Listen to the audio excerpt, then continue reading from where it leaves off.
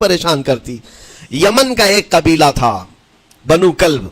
इस कबीले के एक शख्स थे हारिसा नाम, इनकी बीवी सादा। एक छोटा सा वाकया बता रहा हूं। हारिसा और सादा छोटा सा खानदान था, 3 बच्चे थे। हारिसा के बेटों में एक बेटे का नाम है जैद। नाम याद रखें, बहुत इंपॉर्टेंट नाम मैं जिक्र कर रहा हूं। एक ही नाम ऐसा है जो कुरान में आया हुआ है, वो जैद। यह हारिसा के बेटे जैद है, बीवी सादा है। यह हारिसा और सादा 3 बच्चों के माँ बाप थे, हंसी खुशी जिंदगी गुजार रहे थे। सादा एक दिन अपने बच्चों को लेकर अपने मायके जा रही थी। रास्ते में डाकुओं का हमला हो गया, माल सब छीन लिया काफिले का। और इत्तेफाक ऐसा कि ये 8 साल के जो जैद थे, इनको भी डाकुओं ने छीन लिया। एक माँ से उसका 8 साला बड़ा बेटा छीन लिया जाए तो माँ की कैफियत क्या होती। इस कदर दर्द में थी माँ। जान तो बच गई, 2 बच्चे भी बच गए, लेकिन बड़ा बेटा मेरे हाथ से चला गया। मारे मारे सहराओं में घूमती थी, पुकारती थी मेरा जैद, मेरा जैद, मेरा जैद, मेरा जैद। डाकुओं ने जैद को क्या किया, उकास का एक मेला लगता था उस वक्त, ये गुलामी का दौर था, लोग इंसानों को पकड़ते और बेच देते थे। वहां ला करके उन्होंने जैद को बेच दिया, गुलाम की हैसियत से बेच दिया। आगे मैं बताता हूं। यहां सादा का हाल बेहाल था। वापस घर आई तो बाप अपने शोहर से कहा, और शोहर का हाल तो ऐसा था कि वो जैद को अपने आंखों का नूर, अपने आंखों का सुरूर समझता। और इस कदर प्यार और मोहब्बत वाला बाप मारे मारे घूमता रहा गलियों में। और उनका लिखा हुआ एक अशार का मंजूम तराना है जो अपने बेटे की जुदाई में लिखा। अपने तो अपने दुश्मन भी वो तराना सुनते तो रो पड़ते थे। एक बाप का दर्द अपने बेटे की जुदाई में, बहुत रोते थे, बहुत। माँ भी दिन रात रोती, बाप भी पहाड़ों पर चढ़ जाते और वहां से सदा लगाते, ऐ आसमान अगर तूने जैद को देखा है तो मेरे हवाले कर दे। जमीन के चप्पे कहीं अगर जैद मेरा जिंदा है तो मुझे वहां तक ले चल। ये अशार में गुनगुनाते थे, रोते थे। और जैद का क्या हुआ, उकास के मेले में बेच दिया गया। खरीदा कौन, हकीम बिन हिजाम, जो हजरत खदीजा रज़ियल्लाहु ताला अन्हु के भाई लगते थे। ये लेकर के आए और हजरत खदीजा रज़ियल्लाहु ताला अन्हा उस वक्त मक्का में और हुजूर पाक सल्लल्लाहु अलैहि वसल्लम के निकाह में।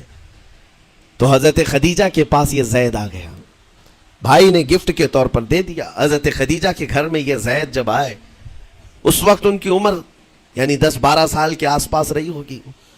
और ये ऐसा लड़का जो छोटी सी उम्र का, अदब इतना था कि हर एक का अदब करता, बड़े अच्छे खानदान से ताल्लुक रखने वाला। हुआ क्या, एक दिन आफताब रिसालत, माहताब रिसालत रसूल पाक सल्लल्लाहु अलैहि वसल्लम की नजर पड़ी। देखा अखलाक व किरदार में कामिल बच्चा है, और एक ही नजर में भाग गया। पूछा हजरत खदीजा से, कहा कि ये गुलाम है, उकास के मेले में बेचा गया है। हुजूर ने फरमाया ये मेरे हवाले कर दो, मेरे हवाले कर दो। हुजूर ने जिसको पसंद कर लिया हो, हुजूर ने जिस पर निगाह रखी हो। अब वो जैद खुशी खुशी हुजूर के पास आए।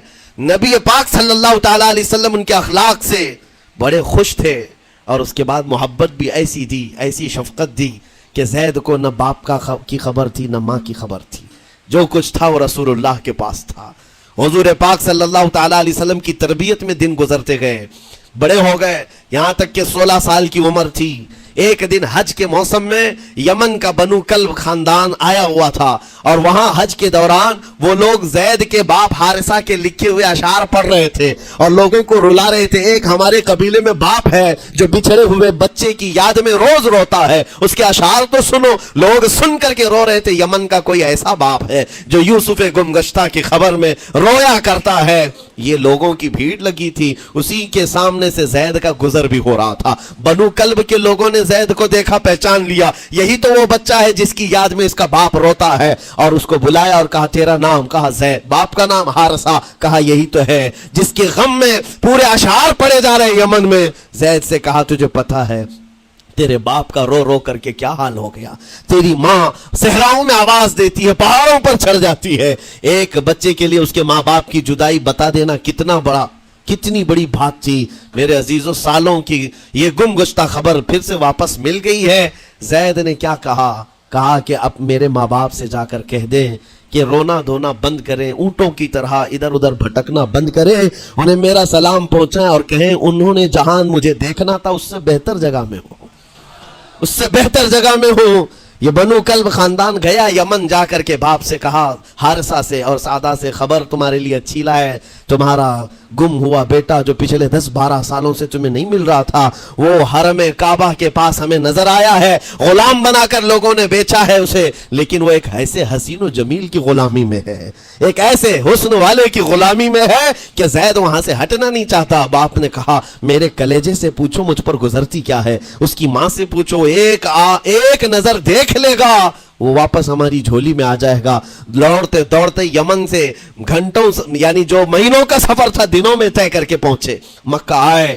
جیسے ہی آئے تو رسول پاک صلی اللہ علیہ وسلم کو ڈھونڈا, حضور پاک مل گئے تو دھاڑے مار مار کر باپ رونے لگا اور کہا کہ اے محمد صلی اللہ علیہ وسلم, ہم نے آپ کے متعلق سنا ہے کہ یتیموں کے والی ہیں, آپ کا دل بہت بڑا ہے, مجھ باپ کے اوپر رحم کیجئے, برسوں سے اپنے بچے کے لیے ترس رہا ہے, میں اور میری بیوی تڑپتے ہیں, صحراؤں میں آواز دیتے ہیں. حضور نے پوچھا ہوا کیا ہے تمہارے ساتھ؟ کہا ہمارا بیٹا گم ہو گیا تھا, برسوں ہو گئے تھے, لیکن سنا ہے وہ یہاں رہتا ہے. حضور نے پوچھا کیا نام ہے اس کا؟ کہا زید اس کا نام ہے, میرا نام حارثہ ہے. حضور پاک صلی اللہ علیہ وسلم کے محبوب زید کے بارے میں پوچھ لیا. حضور جس سے خود محبت کرتے ہو, حضور جس سے محبت کرتے ہو, باپ نے پوچھ لیا. حضور نے فرمایا کہ ٹھیک ہے, میں ایک باپ کے کلیجے سے اس کے بیٹے کو الگ نہیں کر سکتا, ماں سے اس کے بیٹے کو جدا نہیں کر سکتا, لیکن بات اتنی ہے کہ زید کو بلایا جائے, فیصلہ اس کے ہاتھ میں ہے, فیصلہ اس کے ہاتھ میں ہے. میں زید کو بلاتا ہوں. غلام تھے اس وقت, حضرت زید کو بلایا گیا اور اس وقت بھری جوانی والا زید ہے. جیسی ہی آئے پہلی نظر باپ کو دیکھا, ماں کو دیکھا, ماں باپ تو چیخ پڑے ہمارا زید مل گیا, ہمارا زید مل گیا. لیکن کمال کی بات میں دیکھتا ہوں ایسی دیوانگی پوری دنیا میں نہیں. زید نے دیکھا اپنے ماں اور باپ کو, لیکن اسی وقت اپنی آنکھیں جھکا لی اور حضور کی طرف کر لیا. کہا نہ, ادھر پہلے حضور پاک صلی اللہ علیہ وسلم کی طرف. حضور نے دیکھا کہ زید ماں باپ کی طرف دیکھ نہیں رہے ہو, جو رو رو کر کے برا حال کر چکے ہو. حضور نے زید سے کہا پہچانتے ہو؟ کہا ہاں حضور یہ میرے باپ ہیں اور یہ میری ماں ہے, یہ میرے چچا ہے. حضور نے فرمایا پھر ملتے کیوں نہیں ہو؟ کہا سرکار اگر اجازت ہو تو ملوں گا, برسوں کا بچھڑا ہوا جوان ہے, آپ اجازت دو تو میں ملوں گا. نبی پاک صلی اللہ علیہ وسلم نے فرمایا جاؤ تمہیں اجازت ہے. جیسی گئے اس منظر کو جو بیان کیا گیا ہے میرے عزیزوں, ہم پڑھتے ہیں تو آنکھیں بھیگ جاتی ہیں. ماں لپٹ کر کے اپنے بچے کو ہر جگہ چوم رہی ہو, باپ سینے سے لگا کر کے دھاڑے مار کر رو رہا ہو, پہلے تو غش کھا کر گر گیا تھا پھر افاقہ ہوا. یہ دردناک منظر تھا. اس کے بعد زید بن حارثہ کو کیوں نہ تکلیف ہو, غم کیوں نہ ہو, ماں باپ بچھڑے ہوئے اتنے سالوں کے بعد دیکھنے کو ملے, دل پر کیا بیت رہی ہوگی. میری ماں وہی جو مجھے خشکیوں میں پالا کرتی, تریوں میں پالا کرتی, میرا باپ وہی جو خون پسینے کی کمائی سے مجھے کھلایا تھا, آج آ گیا ہے. حضور پاک صلی اللہ علیہ وسلم نے کہا زید یہ جو جذباتی منظر ہے اس کو ختم کر کے اب اعلان کر دو کہ تمہاری ماں آئی ہے تمہیں یمن سے لینے کے لیے, تمہارا باپ آیا ہے, تمہارا چچا آیا ہے تمہیں یمن سے لینے کے لیے, میں نے فیصلہ تمہارے حوالے کر دیا ہے, میں اپنے غلامی سے تم کو آزاد کر دیتا ہوں, تم بغیر کوئی فدیہ لیے ہوئے, بغیر کوئی پیسہ لیے ہوئے. اس وقت اپنے غلام کو کوئی چھوڑتا نہیں تھا, لیکن تمہاری ماں کا درد دیکھا نہیں جا رہا, میں آزاد کر دوں گا بغیر کسی فدیہ کے, تو اپنی ماں اور اپنے باپ کے پاس جا سکتا ہے. اتنا حضور کا فرمان, آزاد کر دینا مکہ میں آسان نہیں تھا. بیٹے کو آزاد کیا حضور پاک صلی اللہ علیہ وسلم نے, تب جانتے ہو وہ کمال کا بیٹا ہے زید بن حارثہ. اسی وقت اپنی ماں کو دیکھتے ہیں, باپ کو دیکھتے ہیں, چچا کو دیکھتے ہیں, اور اس کے بعد مکہ والے یہ منظر دیکھنے کے لیے جمع تھے. مخاطب ہو کر کے کہتے ہیں اے سارے مکہ والوں گواہ ہو جاؤ, میں اپنی زندگی حضور محمد مصطفیٰ کے لیے وقف کر دیا ہے, میں نے محمد عربی صلی اللہ علیہ وسلم کے لیے زندگی وقف کر دی ہے. نہ مجھے یمن جانا ہے, نہ مجھے بنو کلب جانا ہے. ماں اور باپ دیکھتے رہ گئے. باپ نے پوچھا زید آزاد کیا گیا ہے اور آزادی کی زندگی کو چھوڑ کر تو غلامی کی زندگی کو قبول کر رہا ہے؟ زید بن حارثہ نے اس وقت تاریخی جملہ کہا تھا, کہا بابا آپ نے جتنی شفقت کی ہوگی یا 1000 ماں باپ مل کر اپنے بیٹوں پر جتنی شفقت نہیں کیے ہوں گے, اس سے زیادہ شفقت محمد الرسول اللہ نے کیا ہے. میں ہزار آزادیوں پر اس ایک غلامی کو، میں ہزار آزادیوں کو قربان کرتا ہوں اس ایک غلامی پر، میرے لیے زندگی بھر یہ غلامی کافی ہے۔ اتنا کہا تھا میرے آقا صلی اللہ علیہ وسلم نے اپنے باہوں کو پھیلا دیا، سینے سے لگایا اور زید بن حارثہ کو لے کر خانہ کعبہ کے پاس آئے۔ میرے عزیزوں، ان کا حال بھی ایسا ہے کہ اگر کوئی ٹوٹ کر چاہتا ہے تو یہ نہیں ہے کہ تو چاہ رہا ہے، بلکہ ان کا حال یہ ہے اتنا دیا سرکار نے مجھ کو جتنی میری اوقات نہیں، یہ تو ان کا کرم ہے، ورنہ مجھ میں تو ایسی بات نہیں۔ آتا ہے فقیروں پہ انہیں پیار کچھ ایسا، خود بھیک دے اور خود کہے منگتے کا بھلا ہو۔ حضور اکرم صلی اللہ علیہ وسلم زید بن حارثہ کو پکڑتے ہیں، خانہ کعبہ کے پاس لے آتے ہیں، ہجوم جمع تھا، مکہ والے سب کھڑے تھے۔ تب نبی پاک صلی اللہ علیہ وسلم اعلان کر کے کہتے ہیں، اے مکہ والوں سن لو، آج سے زید کو میں نے آزاد کیا ہے، اور صرف آزاد نہیں، آج سے یہ میرا وارث ہے اور میں اس کا وارث ہوں، یہ میرا بیٹا ہے۔ حضور نے تنہا ایک ہی صحابی کے لیے کہا یہ میرا بیٹا ہے۔ اور اس کے بعد زید بن حارثہ کو لوگ جو مکہ میں پکارتے تھے زید بن محمد کہتے تھے، محمد کا بیٹا زید، رسول پاک صلی اللہ علیہ وسلم کے بیٹا ہونے کا شرف پایا ہے۔ میرے عزیزوں، یہ جنہوں نے حضور صلی اللہ تعالی علیہ وسلم کے دربار کا ایک بار مزہ چکھ لیا تو وہ پھر یوں ہی کہتا ہے پھر کے گلی گلی تباہ، ٹھوکریں سب کی کھائی کیوں، دل کو جو عقل دے خدا تیری گلی سے جائے کیوں۔ حضور پاک کی گلی میں جو ایک بار مزہ لے لے وہ پھر دنیا کی ٹھوکریں نہیں کھاتا۔ اسی لیے آج تم سب کے لیے میرے عزیزوں ایک ہی فرمان میرے آقا صلی اللہ تعالیٰ علیہ وسلم کا سنا کر رخصت ہوتا ہوں۔ ایمان کی حلاوت اس کو ملتی ہے جو اپنی زندگی میں سب سے زیادہ اللہ اور اس کے رسول سے محبت کرتا ہے، اللہ اس کے رسول سے محبت کرتا ہے۔ اور دوسری چیز یہ بھی ہے، کفر میں جانے کو ایسا ناپسند کرتا ہوں جیسے آگ میں ہاتھ ڈالنے کو ناپسند کرتا ہے۔ کفار و مشرکین کے میلے آج لگ رہے ہوں گے، لیکن تمہارا امتحان ہوگا، 31 نائٹ آنے والی ہے، یہ آزمائش کی رات ہے۔ لوگوں کو دیکھا جائے گا کہ تم کون سی عیاشیوں میں جاؤ گے، تم اس رات کو کیا دنیا داروں کو دیکھ کر ان کے پیچھے بھاگ جاؤ گے۔ ایک بات یاد رکھو، شیروں کو جس کام کے لیے پیدا کیا گیا اسی کام پہ رہنا چاہیے، اور شیر اگر اپنا کام بھول جاتا ہے تو کتے اس کے اوپر لگ جاتے ہیں۔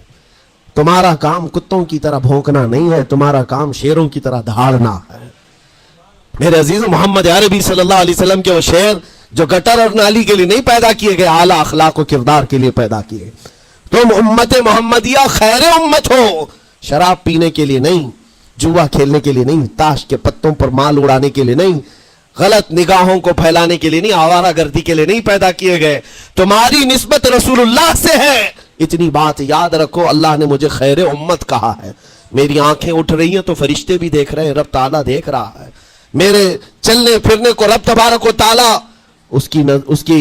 اس کے علم سے کوئی ایک ادا بھی میری بے خبر نہیں ہے، غافل نہیں ہے۔ اس لیے عزیزان گرامی اوقات، تمہارے اس آنے والے نئے سال کی کیسے آپ اوپننگ کرتے ہو، کیسے اس کی ابتدا کرتے ہو، یہ تمہارے ہاتھ میں ہے۔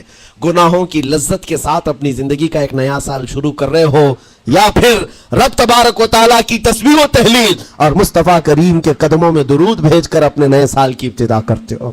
میں تو یہ اعلان کرتا ہوں، اگر میرا میسج سب تک پہنچ جائے کہ ہم نے بہت ساری عیدیں منائی ہیں، بہت ساری محفلیں منائی ہیں، ہم عید میلاد النبی کے نام پر جلسے جلوس سب کرتے ہیں، ہم 11ویں کے نام پر غوث پاک کے جلسے سجاتے ہیں، اعلیٰ حضرت کے نام پر، غریب نواز کے نام پر جلسے کرتے ہیں، لیکن دنیا ایک عید مناتی ہے ہیپی نیو ایئر کی، 31 نائٹ کی۔ میرے عزیزوں، ہم نوجوانوں سے کہتے ہیں اس عید کو دنیا کی عید ہے، اس کو بدل کر کے ہم ناموس رسالت کے لیے وقف کیوں نہ کرتے ہیں؟